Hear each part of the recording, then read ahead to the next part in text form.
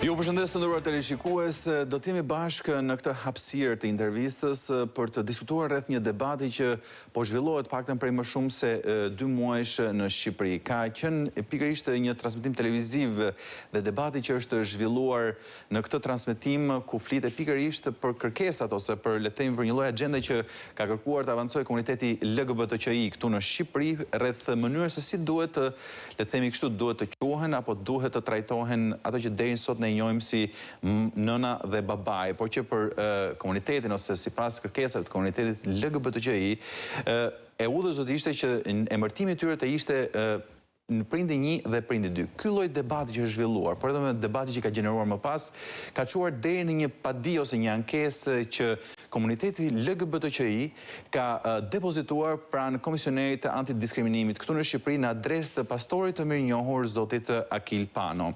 Por pikërisht ky lloj, le të themi, ky lloj konflikti, nëse mund të quajmë konflikti civil pa diskutim, konflikti verbal apo qoftë edhe avancimi i kërkesës drejt komisionerit, ka mbërritur në jehonën e vet deri në Shtetet e Bashkuara të Amerikës. Në Shtetet e Bashkuara të Amerikës ekziston edhe një organizatë e cila quhet Log Cabin. Log Cabin është një organizatë partnere e Partisë Republikane të Shteteve të Bashkuara të Amerikës, e cila mbron gjithashtu atje le të themi interesat e komunitetit gay në Shtetet e Bashkuara të Amerikës. Por për diskutuar se cili është qëndrimi ose le të themi çfarë mendimi kanë rreth këtij le të themi përplasjes së debati që ka mes komunitetit LGBTQI këtu në Shqipëri dhe Pastorit Akil Pano, që ka kulmuar pikërisht me padina po ankesën depozituar pranë Komisionerit të Diskriminimit, unë do të lidhem në këto momente drejt për së drejti me Shtetet e Bashkuara të Amerikës, atje ku më mirëpret zoti Charles Moran, i cili është antar i bordit të Log Cabin në Kaliforni. Mr. Moran, thank you for being with us in this interview. Thank you so much for having me. So, you recently became familiar with the case of Reverend Pano, who's been accused of discrimination against the LGBTQ community here in Albania. You read the complaint and his answers. Do you think that the complaint and about the discrimination stand, and what are your thoughts on the overall cases? One of the things that I really appreciate about Pastor Pano is that he came out forthright and stated that he does not believe in discrimination or harm or violence against the LGBTQ community. This is one of the most important things you can do as a leader of a faith community, is let people know exactly where you stand and encourage people to live in a Christ-like manner, to be accepting and to be loving and to be tolerant of your neighbors, of your brothers and sisters in the faith and outside of that. Having read the complaints, the main thing that scares me is that the government is selectively choosing some of his language as it pertains to the expression of religion. As a pastor and a faith leader, he really does have the right to be able to interpret the Bible and the scripture to his best choosing and to be able to talk about that freely in society. Having that ability to freely express your religion is such an important part of a democracy, and having that level of freedom of speech and expression is very, very critical. So reading the complaint that the minister has brought forward, or the commissioner has brought forward, concerns me, because to have a strong functioning democracy, you've got to have a respect for the freedom of religion and that free practice, as well as have laws in place to protect minorities in your community. So while I appreciate the government's desire to protect LGBTI individuals from discrimination, I'm very concerned that this might be happening at the expense of religious freedom and expression. I see. But what is your comment about the renaming parents from mom and dad to parents 1 and parents 2? And is this a conversation that you are having in America as well?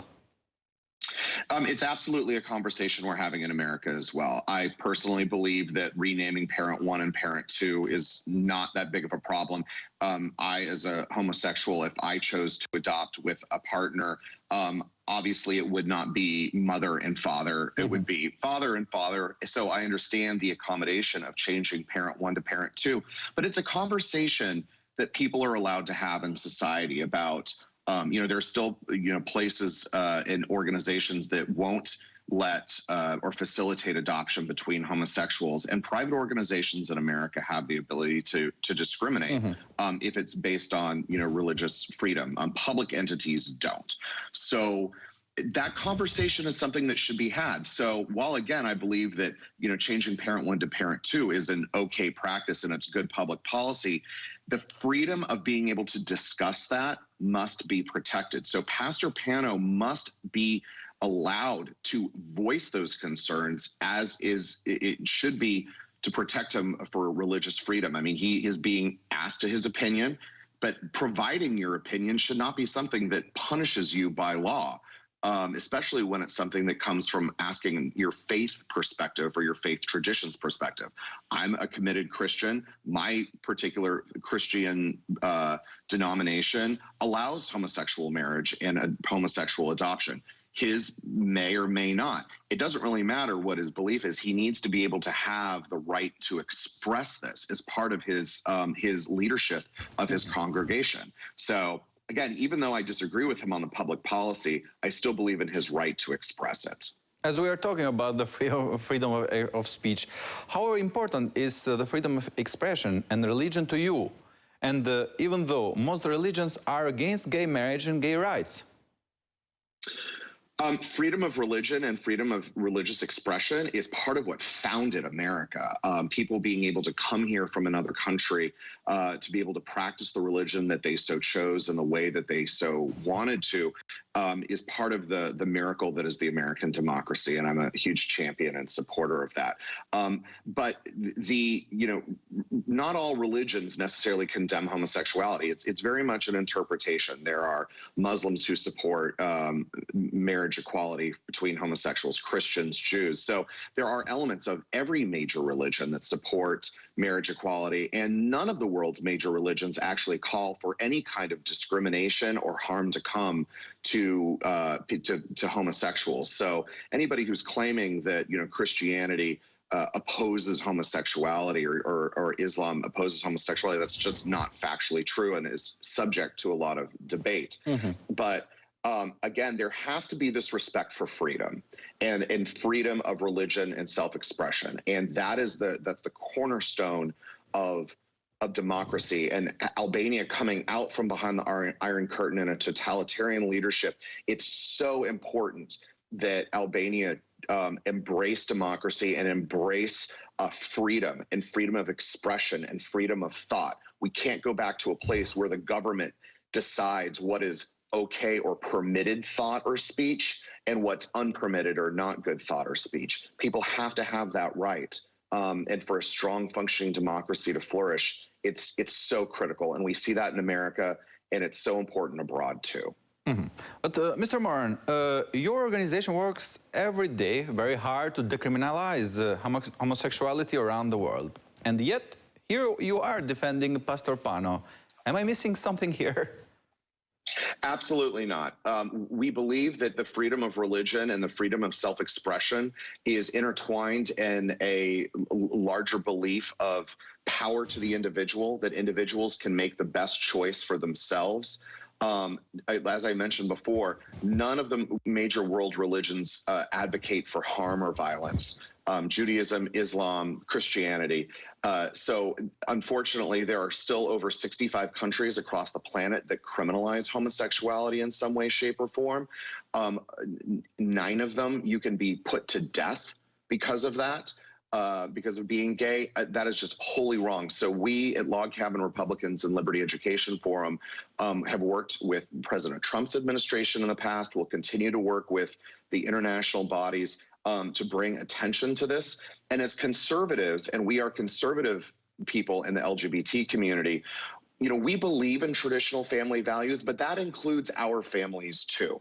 And it's important for people to understand that just because you're gay doesn't mean you believe in liberal orthodoxy about big government controlling your life and elimination of freedom for the sake of equality. We believe that these things can work together in unity. So I just want people to understand that just because you're gay doesn't mean that you believe in a larger agenda on progressive social issues. You can be conservative, you can believe in conservative social values in your society and still be supportive of equality for homosexuals. And that's what we advocate for, domestically and internationally. Mm-hmm. And as we are here talking about this tiny conflict between Pastor Pano and the LGBT community here in Albania, what is your message to the Anti-Discrimination Commissioner of the Government of Albania regarding on this issue? My message to the Albanian government and the commissioner here is that there is a need to protect freedom. You cannot protect one group of people while discriminating against another group of people. Mm-hmm. And in this situation, my message is consider the important role that religion needs to play in having these tough conversations and allowing the permitted speech to happen to foster cooperation and communication. Religion is not the enemy here, and the government should not be going after people who are expressing their religious beliefs. The pastor has said over and over again, he does not believe in discrimination. He does not advocate for discrimination or harm against homosexuals. This is a case where there is a free flow conversation about public policy and how religion and culture impact public policy. That should be the goal of the government, to provide the opportunity for people to have full self-expression, because for so long in Albania that was not allowed. And now it's the place where it is, and it needs to be protected, and it needs to be encouraged. Conversation is good, discrimination is bad. You can't limit people's free speech and free expression if you want to have a truly representative government. Mm-hmm. And Mr. Moran, one last thing.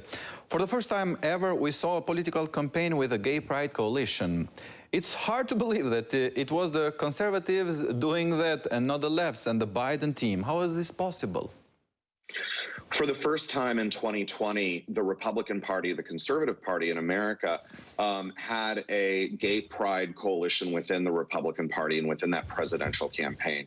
And we talked to gays and lesbians in America about the shared values between Donald Trump and the Republican Party. Donald Trump had a long history of supporting the LGBTI community, supporting inclusion and equality when he was a businessman with his businesses, when he was a philanthropist, when he was working to help fund to find a cure for HIV/AIDS. And when he became president of the United States, he appointed high-level people in government who were openly gay, people like Ambassador Richard Grenell, who was the U.S. ambassador to Germany and then became the presidential special envoy for peace between Kosovo and Serbia.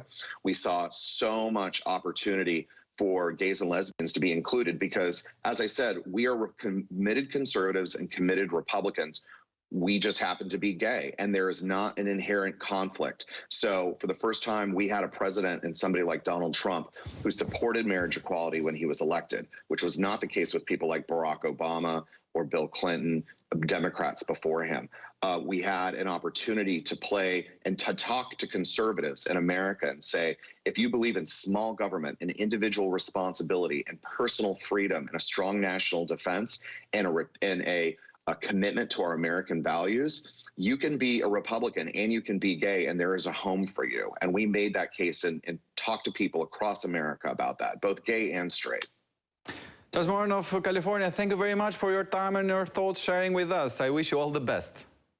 Thank you so much. It was a very pleasure. Thank you.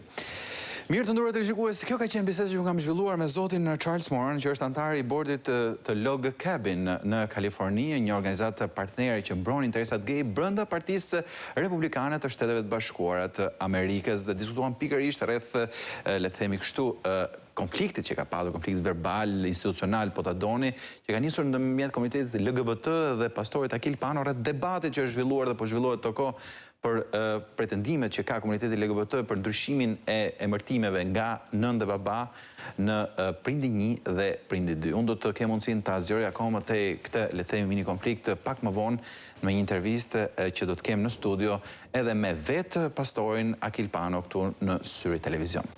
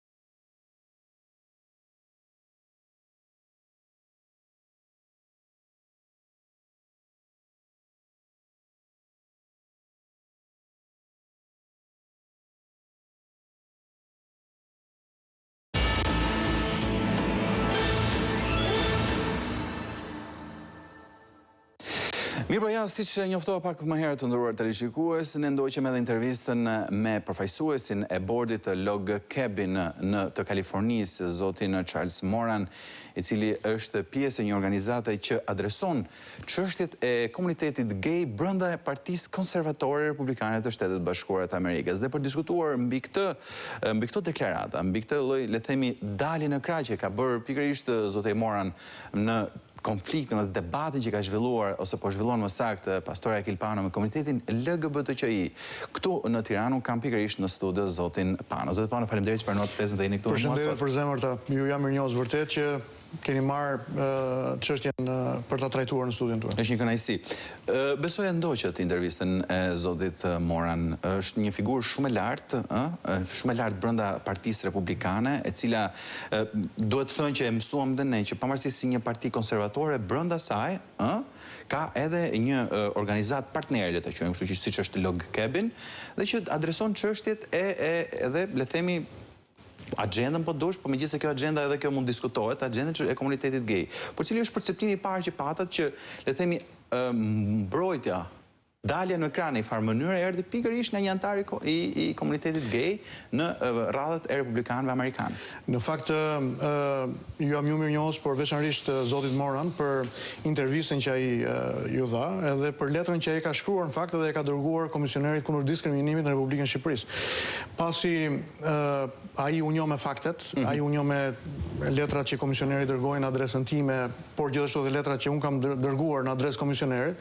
Në fakt, disa letra, një nga letrat është 22 faqe nga ana ime, një përshkrim i gjatë dhe një interpretim i gjërave që un kam thënë, gjëra gjatë në media, dhe një përshkrim në dimensionin teologjik, filozofik, edhe nocionet që kam përdorur. Këtë sepse do të ishte mirë që edhe ta risillim edhe një herë në kuptimin nga ana juaj asaj që ka ndodhur. Me sa duket ky komunikim, pra këto letrat Komisionerit dhe letrat e mia në përgjigje të Komisionerit, pra siç është, ka tërhequr vëmendjen e politikës ndërkombëtare në Shtetet Bashkuara të Amerikës, pra flasim për Partinë Republikane.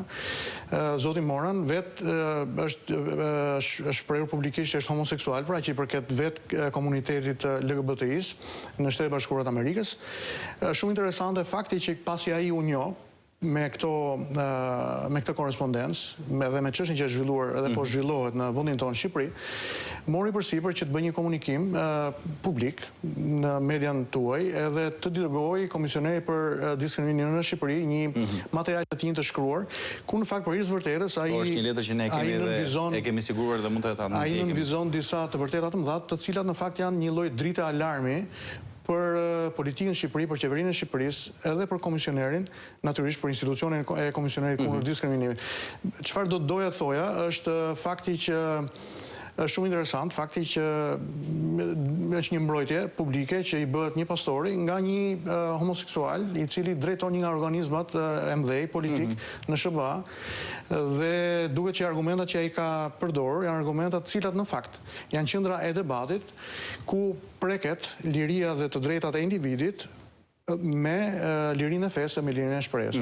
Edhe është një debat në fakt mbar botror. Unë dje isha në komunikim me një individ që është pranë ish ministres së brendshme të Finlandës, themeluese e Partisë Kristian-Demokrate në Finland, ish ministre e brendshme në qeveritë e fundit, edhe asaj është hapur një çështje nga komuniteti LGBTI, pasi në komunikimin e saj publik, ku ajo shpreh qartë vlerësimin për familjen tradicionale, martesën midis një burri dhe një gruaje dhe gjithçka tjetër që shihet si një alternativë, jo si modeli hyjnor që vjen edhe duhet ndjekur nga shoqëritë njerëzore. Asaj është hapur një çështje dhe në fakt çfarë ndodh është që janë të njëjtat element që e kuptoj. Trajtohen. Pano, për çfarë akuzohet pastori në Shqipëri? Si ka lindur ky debat? Disa miq në fakt kur pan në fillim materialin e dërguar në adresën time prej Komisionerit, thanë mos u merr fare me këtë çështje, është çështje kote dhe mos e trajto me madje as mos i çoj përgjigje. Por në fakt pasi lexova me kujdes materialin, kuptova që është një çështje që duhet trajtohet me seriozitet, mbase me më shumë se sa vetë Komisioneri e ka trajtuar në mënyrën se si ai ka shkruar apo si është përgjigjur më pas letrave të mia. Unë akuzohem edhe është nisur një hetim mbi çështjen e diskriminimit ndaj komunitetit LGBTI dhe gjuhës orreljes.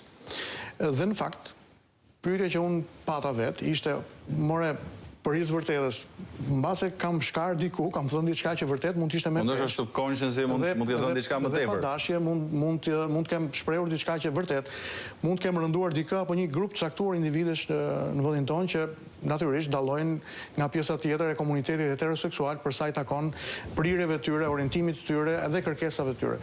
Dhe kam parë me shumë kujdes emisione televizive edhe një emision në radio në cilin unë jam shprehur dhe kam komunikuar dhe nuk kam gjetur absolutisht asnjë fjalë ku unë të kem rëshkitur apo të kem gabuar, madje të gjitha nocionet që kam përdorur kanë qenë të mirë organizuar në komunikimin tim publik dhe përpara se unë shkoj në një intervistë apo në një debat publik, unë bëj detyrat e shtëpisë, pra përgatita pasi nuk shkoj i pa përgatitur. Dhe shikoj që në fakt, përkundrazi, janë nxjerr fjalë, janë nxjerr shprehje nga konteksti i komunikimit tim, janë dhënë interpretime të reja, janë keq interpretuar. Cilat janë fjalët që ka përzgjedhur ose më saktë, kush është nismëtari i kësaj padije?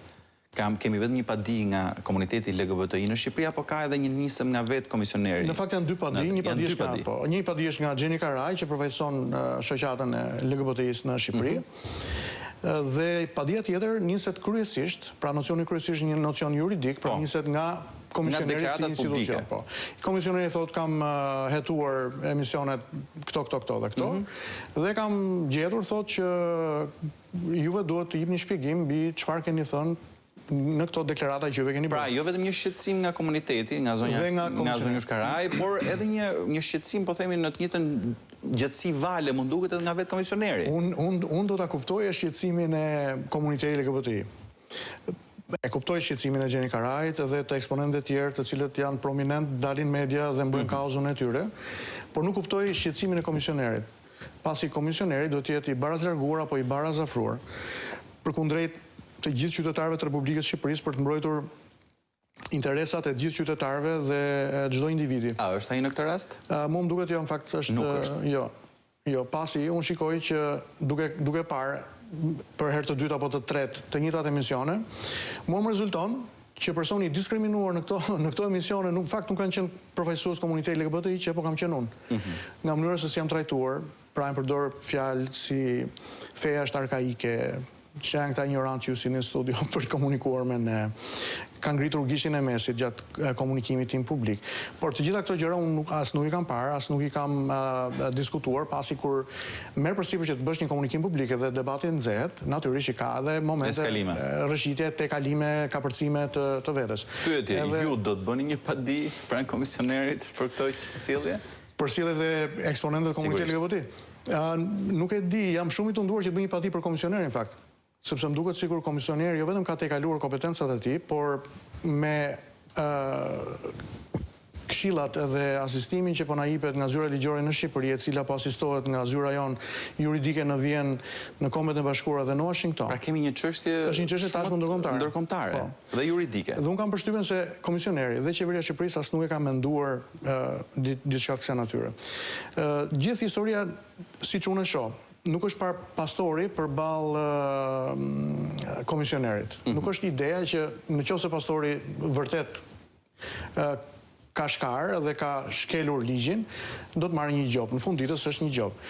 Çështja është, nëse pastori si figurë publike, si një klerik që i përket një kaste klerikale që me shumë mund është ndërtuar gjatë tyre 30 viteve në vijim post-komunizëm në vendin tonë, trajtohet në një mënyrë të tillë. Pra, keq interpretohet duke u shkputur fjalë të caktuara nga konteksti i komunikimit të tij. Ndërtohen nocionet e reja, interpretimet e reja dhe tjetërsimi i fakteve në fakt është vepër penale.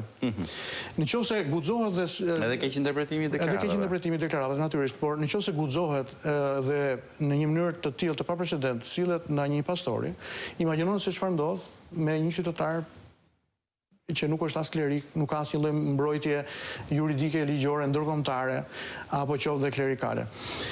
Ajo çfarë në fakt më ka bërë shumë përshtypje në komunikimin që zoti Moran nga Shtetet e Bashkuara vendosi në letrën e tij, në dokumentin e tij, është shumë interesant fakti se si ai citon disa element që ne si shoqëri duhet të jemi shumë kujdesshëm. Për shembull, ai thotë historia e Shqipërisë, eksperienca me komunizmin dhe qeveritë totalitare që pezulluan lirinë e shprehjes, të besimit dhe të çdo ligji, Të gjitha këto do të jenë një kujtues i gjallë i rrezikut të kufizimit ndaj këtyre lirive dhe kur bëhen në emër të tolerancës dhe të diversitetit. Sepse ç'a ndodh?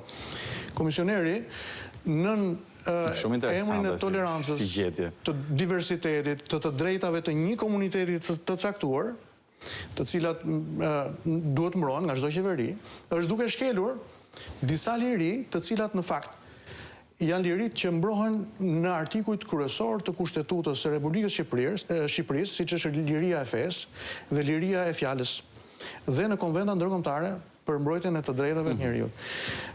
Një gjë tjetër interesante që zoti Moran thot pasi ka studiuar materialin e komisionerit dhe përgjigjet e mia të dërguara. Ai thot pasi kam shqyrtuar komunikime dhe akuzat e drejtuara nga zonja Gjeni Karaj dhe nga komisioneri dhe përgjigjet të dërguara nga Pastor Pano, është e qartë që ai nuk ka shfaqur asnjë fjalë apo veprime të cilat flasin për diskriminim, dhunë apo dëm ndaj LGBT-s.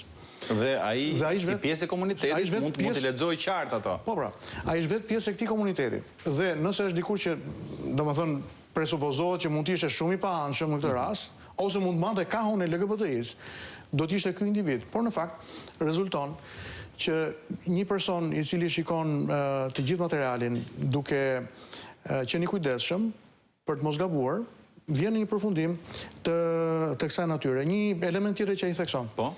Roli Pastor Pano si udhëheqës fetar dhe interpretues i përkatësisë fetare i jep atij lirinë që të ndaj opinionet e tij fetare në sferën publike. Thënë këtë, kjo nuk duhet të klasifikohet si gjuhurrëtie e as si mbështetje ndaj dhunës apo diskriminimit të çdo lloji forme. Do të thotë, unë në çdo komunikim publik lidhur me çështjen e martesës, familjes, adoptimit të fëmijëve nga prindër heteroseksual, pra këto janë çështje që unë kam mbrojtur.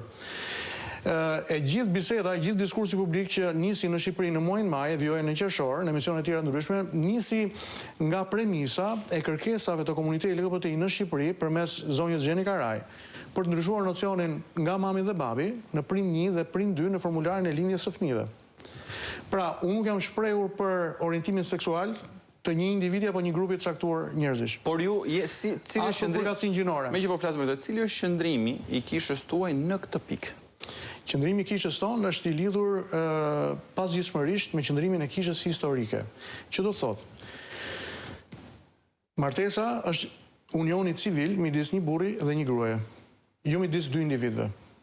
Këtë kam thënë, këtë do të vjoj të them deri në fund derisa të kem jetë. Dhe unë kam ndërmend të tërhiqem me deklarata dhe komunikimi në publik, pasi shiko, si është problemi. Në vendin tonë dhe kulturën tonë jemi mësuar që të shikojmë njerëz të cilët për arsye pragmatiste mbrojnë një kauzë. Kur keni përballë një klerik i cili presupozohet që është një klerik me integritet moral edhe shpirtëror, edhe 30 vite të jetës i ka shkrirë në këtë që bën, nuk është pragmatizmi që udhëheq hapat e tij për të ardhur dhe për të bërë një komunikim publik. Pra, unë nuk jam i paguar për të mbrojtur një çështje kur dalë dhe flas për të mbrojtur familjen. Unë e mbroj familjen sepse besoj tek familja. Unë e mbroj jetën sepse besoj tek jeta. Dhe po thoja që çështja e mamit dhe babit, ndryshimi i nocioneve që në fakt në fund të ditës ne i trashëgojmë përmes të drejtës hyjnore apo të drejtës natyrore apo edhe përmes prindërve e gjyshërve tanë. Nuk ka gjë më të dashur dhe më të shenjtë apo më të çmuar që ne ruajmë si thesar në jetën tonë. Nocionin mami, nën, nocionin babi. Me ndryshimin e këtyre nocioneve krijohet një paradigmë e re në raport me njeriu, familjen edhe shoqërinë. Pra, ndryshimi i këtyre nocioneve, sepse lufta beteja sot nuk është betejë midis kampeve siç ka qenë lufta e ftohtë SHBA Rusi gjatë viteve 80. Beteja sot është riformulimi i nocioneve, të cilat mbajnë strukturat e shoqërisë të ngritura në këmbë. Kështu që do thoja që në këtë betejë nocionesh, në këtë betejë lufte, kemi 2 shkolla. Shkolla konservatore e mendimit, e cila për hir të vërtetës është furnizuar në themel të saj ka vlerat tradicionale dhe fetare, por kemi dhe shkollën liberale. Pra kemi grupin e madh pro jetës, familjes dhe këtyre vlerave tradicionale, qofshin të huazuar apo të marra prej religionit, feve abramahike që kemi judaizmin, krishterimin dhe islamin, po qoftë edhe përmes vlerave tradicionale më të mira që neve kemi trashëguar nga prindrit edhe gjyshërit tanë. Përkundrejt atij grupimi tjetër, i cili njihet si grupimi pro-choice ose pro-zgjedhje. Grupimi i cili hynizon dhe fetishizon liritë individuale, pra qielli është i pafundëm, horizonti është i pamatshëm, në qoftë se ti e ndjen për ta bërë bëje, por në fakt është një liri pa konvencione, nuk është liri, por është një mbretëri kaosi. Kështu shihet nga por këdo që na dëgjon në këto momente, kush është rreziku i kësaj lirisë re që propozohet nga pro-choice? Rreziku është heqja e stekës së standardeve morale, që do thotë, në momentin kur ndryshohet kodi i martesës, e më pas kodi i familjes, pra martesa nga një burr me një grua bëhet martesë midis dy personave, do të kemi martesën e çifteve homoseksuale, më tej ata do të kërkojnë të drejtën e tyre për të adoptuar fëmijë. Kategoria e adoptimit, natyrisht, cilët fëmijë do të jenë fëmijët që do të jenë target grupi për të adoptuar? Do të jenë jetimet, që janë në Shqipëri, nuk do të jenë fëmijët e një apo fëmijët tuaj, fëmijët pa babë e nën. Unë shikoj që është një shkelet e re, një shkelet tjetër që do të ndodhi nëse fëmijëve u jepet e drejta të rriten nga dy burra apo nga dy gra, në të njëjtën kohë u hiqet e drejta natyrore, të cilën të gjithë kemi marrë, për të rritur nga një nën dhe nga një bab. Dhe nuk më duket e shëndetshme, psikologjikisht, shpirtërisht, fizikisht, në dimensionin social, në ndërtimin e qenies, e formimit qenies njerëzore, nëse i heqim të drejtën për të rritur nga një nën edhe nga një baba. Pra, ndërtojmë një shoqëri shumë egoiste, ndërtojmë një shoqëri e cila priret të plotësojë disa të drejta çifteve homoseksuale, duke u hequr të drejtat fëmijëve të cilët nuk kanë një zë për të mbrojtur veten e tyre. Në fakt, konventat për mbrojtjen e të drejtave të fëmijëve vendosin në rend të parë nevojën e fëmijës përpara se të mund të klasifikohet nevoja e prindërve adoptiv. Pra shikohet së pari nevoja shpirtërore, nevoja emocionale, nevoja për përkujdesje nga fëmijët. Thënë këto, unë besoj që nga ana tjetër, familja, martesa në Shqipëri mes çifteve heteroseksuale ka 100 probleme, 1000 probleme. Por hajde t'i kurojmë, hajde t'i shërojmë këto probleme, hajde t'i zgjidhim këto probleme, hajde ta përmirësojmë botën që ne na rrethonë duke bërë botën tonë një botë më të mirë për t'u jetuar. Mua më duket sikur kjo alternativë nuk është alternativa më e mirë për t'u jetuar. Pasi, duke studiuar me kujdes shkrimet e shenjta, shikojmë se si krijuesi i madh i universit i ka dhënë bijve të njerëzve jo vetëm të drejtën e jetës, por i ka dhënë gjithashtu esencën e këtij projekcioni hyjnor se si jeta mes njerëzve duhet të zhvillohet. Martesa mes një burri dhe një gruaje, adoptimi nga çifte heteroseksuale, pra nga një babi dhe një mami, një familje e cila duhet mbështetet, duhet ndihmohet dhe duhet rinkëmbet në udhëzimin e saj social dhe me që po flasim, shpirtëror. po qëndrimi për martesat mes çifteve gay. Qëndrimi i përbothshëm është një qëndrim i cili është një qëndrim divers. Kisha në botë fatkeqësisht është duke u përballur me dy rryma të ndryshme, rrymën e liberalizmit të skajshëm dhe rrymën e konservatorizmit apo Kisha katolike thonë apo kisha në tërësinë e vet. Po kur flas për kishën, flas për komunitetin krishterë botëror. Kisha katolike dhe kisha ortodokse ka qëndruar konsekuente në raport me këto kërkesa. Kemi kishat caktuara protestante, të cilat janë të hapura dhe janë liberale për sa i takon martesës mes çifteve homoseksuale. Këtu nuk hyn kisha jonë në Shqipëri. Pra ne qëndrojmë fort tek vlerat konservatore, biblike, edhe do të qëndrojmë dhe do t'i ruajmë këto vlera deri në fund. Por e nisa shpjegimin duke thënë që kur ftohet një klerik për të folur në një komunikim publik apo një debat publik në një studio televizive, mos pritni që ai do të bëj kompromis me qëndrimet e veta, pasi vala e kundërshtisë nga ana tjetër dhe tensioni është i ngritur lart. Pra, ndërkohë që duhet të sigurojmë që ky komunitet, LGBTI-ja, nuk duhet diskriminohet. Duhet sigurojmë që nuk duhet ketë gjuhë urrëtie që komunikohet ndaj këtij komuniteti. Duhet sigurojmë gjithashtu nga ana tjetër që e drejta e fjalës, e drejta e komunikimit, liria për të bërë debat, edhe drejta e liria e fesë, të cilat garantohen nga ligji, të ruhen dhe në esencën e tyre individë cilët marrin përsipër që ti shtjellojnë këto teza, presupozohet që shoqërinë e bëjmë vetëm një vend më të mirë. E kuptoj. Si e shikoni komunikimin publik në tërësi të komunitetit gay në Shqipëri?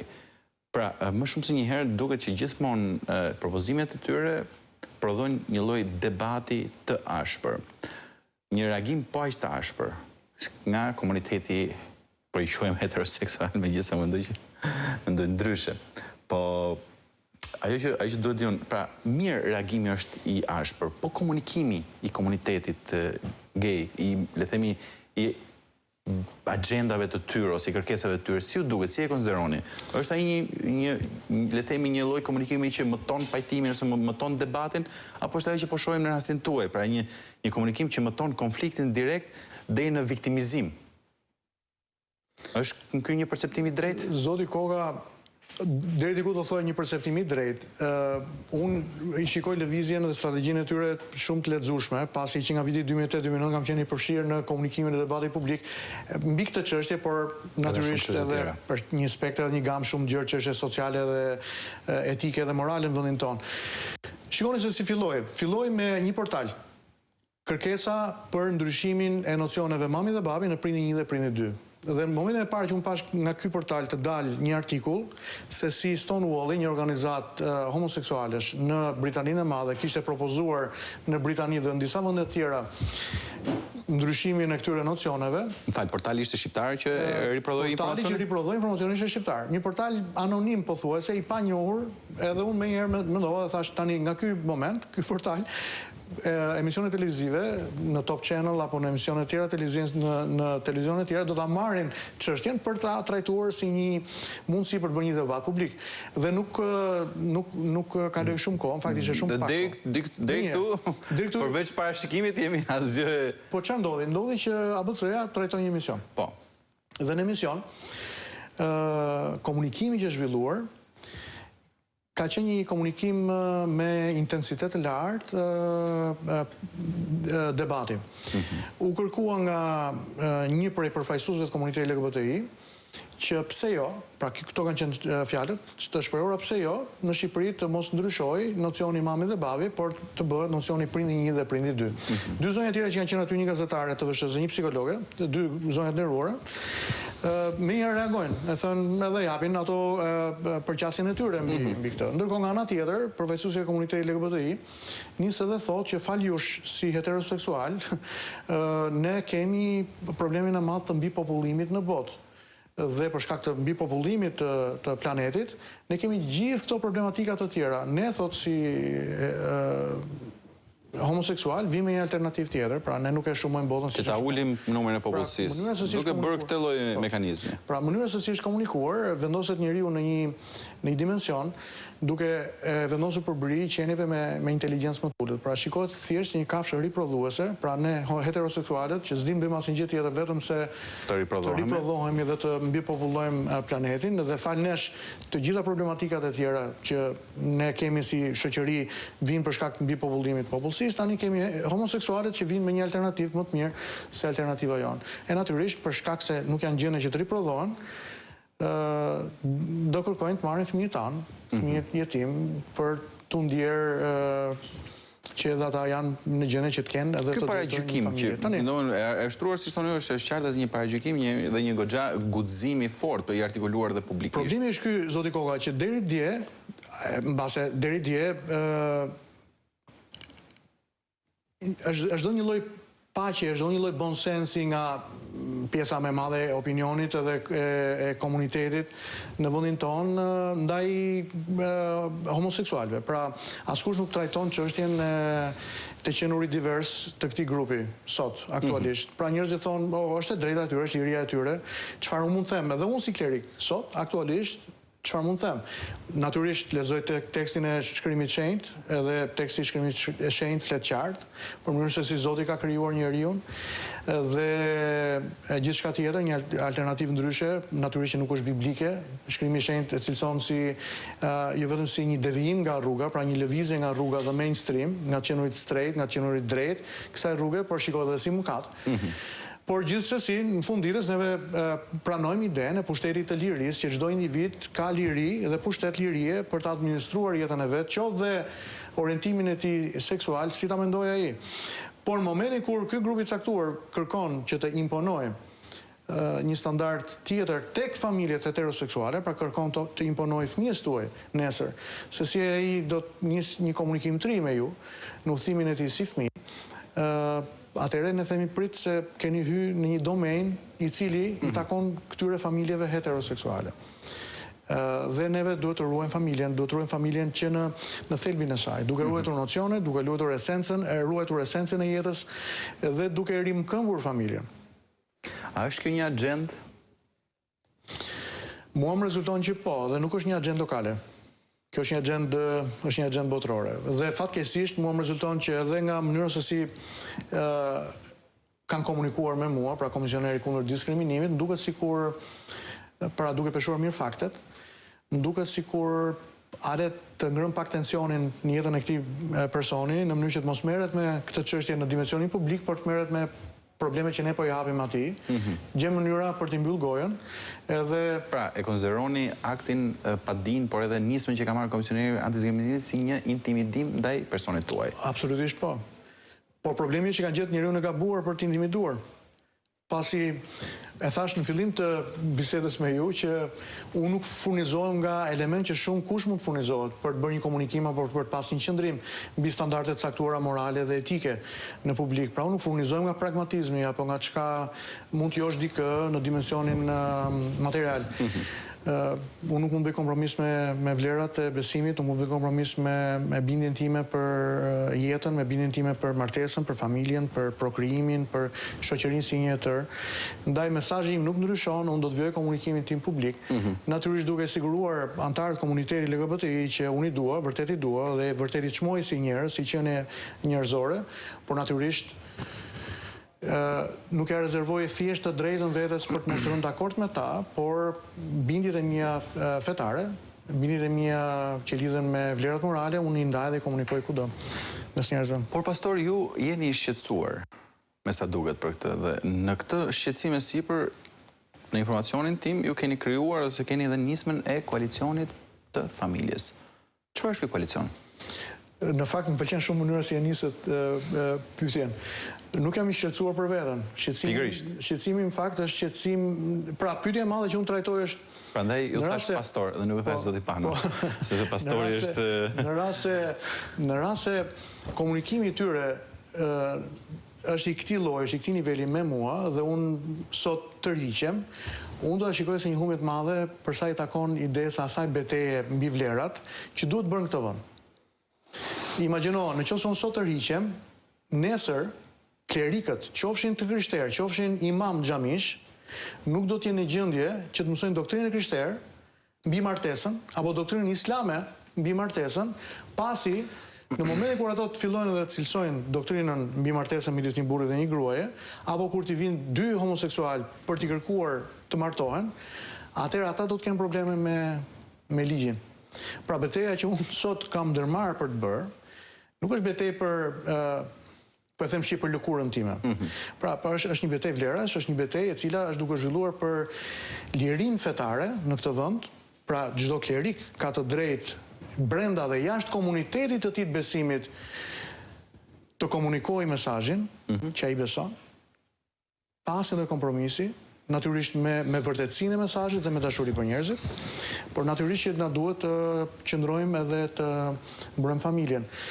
Një element tjetër shumë interesant, për të dhënë përgjigje pyetjes tuaj, është fakti se unë së bashku me disa burra edhe gra, personalitete në fushën caktuara në jetën publike të vendit dhe njerëz me profil larg publik, të mirënjohur në vend, nisëm të diskutonim mbi krijimin e një komisioni për mbrojtjen e familjes, përpara se letrat e komisionerit vinin në adresën time apo dhe në adresë gazetares, sepse nuk kam i vetmi, por janë edhe dy personazhe të tjerë. Që kanë marrë... Do ta fani mos gabojmë dhe psikologja. Është psikologja zonja Lekli.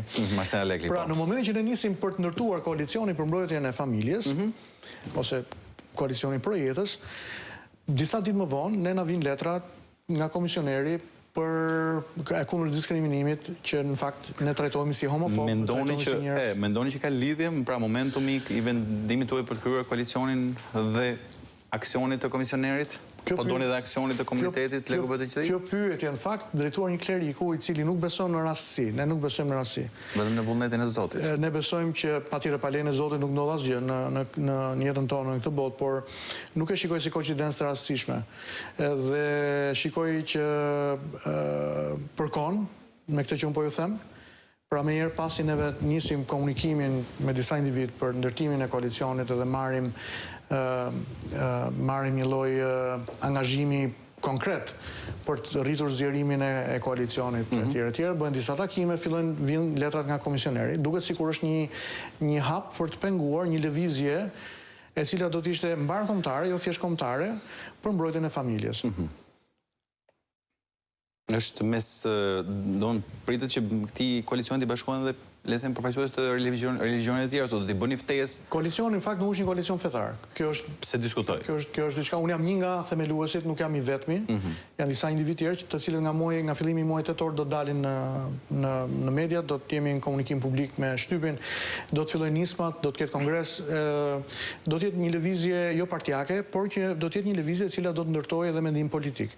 Pasi njeriu si qenie politike, familja si një entitet politik, edhe shoqëria ka nevojë që përmes propozimeve në parlament të ligjeve, të cilët duhet përmirësojnë jetën e individit, qytetarit, familjes dhe shoqërisë, ka nevojë gjithashtu edhe për aksion politik në dimensionin e prodhimit një mendimi politik. Pa diskutim që po, sepse duhet të bërë standardizimi i kërkesës. Pyetja e madhe, zoti Koka, nëse mund të ndërhyj. Patjetër që po. Është çfarë po ndodh me shpopullimin e popullsisë? Çfarë po ndodh me shpopullimin e Shqipërisë? Shqipërisë është një nga shqetësimet më të mëdha që ne kemi. Dhe po ikin familje të tëra. Pyetja e madhe është çfarë mund të bëjmë për ta mbrojtur familjen, çfarë mund të bëjmë ndryshe për ta mbajtur familjen.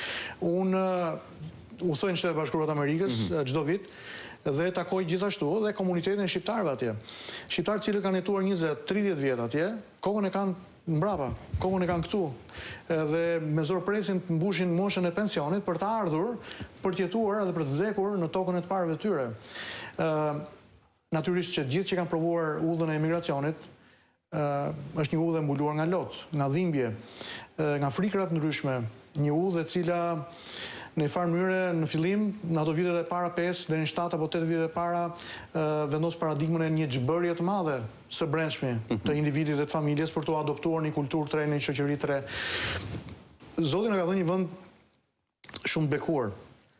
Zoti na ka dhënë një komunitet edhe një shoqëri e cila në fakt ndryshe nga shoqëritë e tjera ne vijojmë të jemi solidarë, të jemi pranë njëri tjetrit. Edhe kjo është ajo që na mungon. Shqiptarët akoma kërkojnë kur janë jashtë vendit tyre, e di se çfarë kërkojnë? Thonë, më ka marrë malli për djathtë bardh. Më ka marrë malli për turshi, më ka marrë malli për vajin e vërtet ullirit, më ka marrë malli për erën e kafes. Në fakt nuk është as djathi, nuk është as vaj ullirit, nuk është as turshia, po këto elementet që neve i kemi traditë trahanaja, po këto elementet që shqiptarët mbushin çantat kur shkojnë vizitojnë fëmijët e tyre në emigracion. Dini se çfarë na mungon në fakt?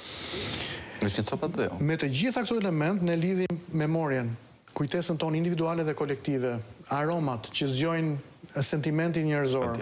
Ne na mungon shtëpia, ne na mungon vendi, adheu. Dhe ëndra ime e madhe është për ta populluar Shqipërinë me shqiptar.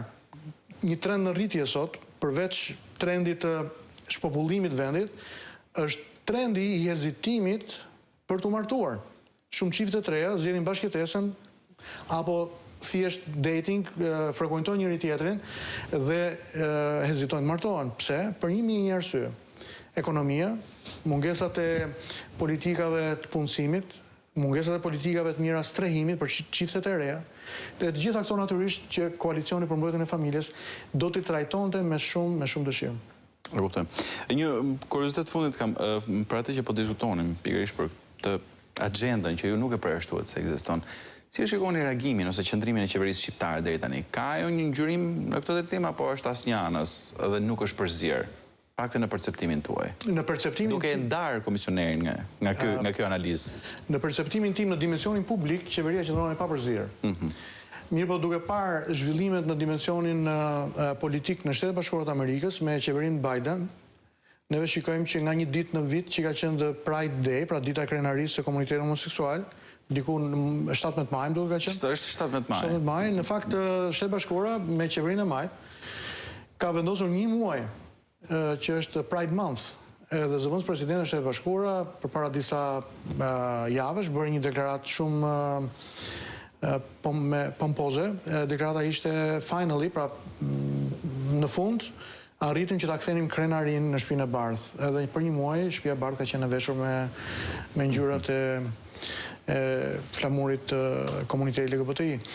Pra shikoj që politikat e majta në thelb, politikat leftiste, politikat liberale, janë politikat të cilat bëjnë ekspansionin e komunitetit LGBTI, kudo në botë. Edhe unë po shikoj që 2 vitet e fundit ka një lëvizje progresive të këtij komuniteti në Shtetet Bashkuara, me sa unë kuptoj dhe me sa unë shoh dhe ndjek median dhe shikoj lëvizjet, dhe natyrisht edhe në Shqipëri. Pra, shikoj Bashkinë e Tiranës që vishet me ngjyrat e flamurit LGBTI, por nuk kam parë ndonjëherë që Bashkia e Tiranës ka veshur muret e saj, fasadat e saj, me ngjyrat e flamurit rom, ose flamurit egjiptian, ose flamurit të një komuniteti tjetër. Që po janë aq vulnerabël, do të thënë, dhe shumë në nevojë. Absolutisht po. Pastori, ishte kënaqësi që pata në studio, falenderoj shumë. Zoti Koko, ju falenderoj. Ishte kënaqësi. Ndërkohë një falënderim special duhet ta bëj edhe për zotin Charles Moran, i cili u ishte me ne pak më herët nga Shtetet Bashkuara të Amerikës për të ndarë ai qëndrimin e vet të komunitetit gay brenda Partisë Republikane të Shtetet Bashkuara të Amerikës, i cili është totalisht kritik me qëndrimet që ka mbajtur komuniteti LGBTQI këtu në Shqipëri, duke çuar deri në një padi për deklaratat e për qëndrimet e tij pastorin e nderuar Akil Pano. Unë falenderoj shumë për vëmendjen.